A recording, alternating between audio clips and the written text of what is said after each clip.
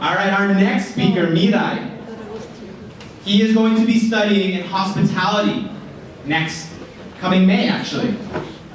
He's going to be in the culinary skills program. He is level 7? 8. Level 8, moving on to the big leagues, full time.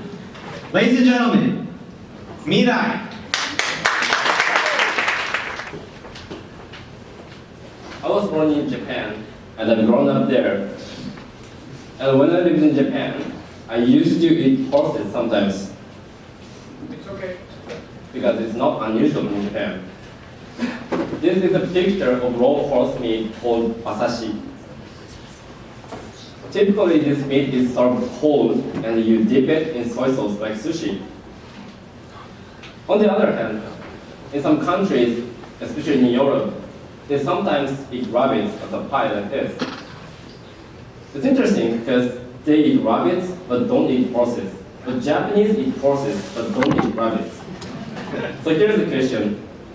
How do you decide which animals to eat?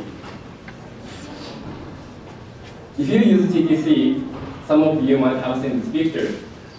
Why not one but eat other?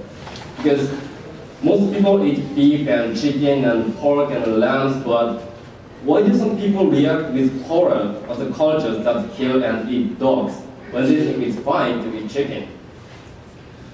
Some people say it's because it's cruel to kill such lovely animals, and some of my friends have said they don't eat horses because horses are very clever animals. This isn't interesting, but it also sounds like that might mean some humans too, like me. Just kidding though. Anyway, so the reasons behind which animals we eat is actually complicated.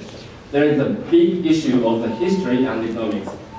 For instance, in Japan about 40 years ago, they used to eat whales as mostly school lunches served for elementary school students because beef was too expensive due to the World War II. So they had eaten the whales very commonly, but now to eat whales is getting unpopular for some reasons. So now let's see the history of eating whales in Japan. According to the history, there has been a very close relationship between Japanese daily life and the whales. The history of hunting whales goes back to 8,000 years ago. Some evidences that show people used to hunt and eat whales have been discovered from some historic remains in Japan. At some point, it turned more like specific culture, and Japanese people have handed down one traditional concept, that they never waste any part of the body of the whale. This picture indicates how they use the parts of the body. As you can see, they use the whole body and don't waste any, even for balloons. You know balloons? Balloons are just like here. Just imagine something like filter in front of the whale's teeth. They used to use balloons to make some products, to make some traditional products. That's actually smart because some countries which used to hunt and eat whales used to take only the whale oils and they used to throw away other parts of the body. However, now we Japanese eat beef and chicken and pork for lower price than before, and the price of the whale meat is getting higher. This situation has been leading eating whales to be uncommon.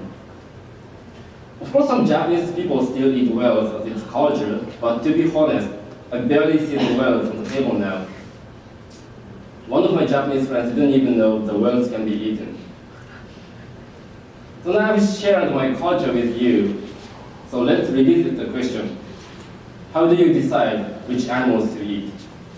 I choose the animals to eat from my culture, from Japanese culture, because I'm 100% Japanese. Yeah, so I can strongly say our perspectives and our ethics are totally controlled by our own societies. And it's important to understand that food is just a part of the culture. I'm not promoting to eat as many kinds of animals as we can, and I'm not promoting to be a vegetarian. But just think about that. There is a big background of the history and economics.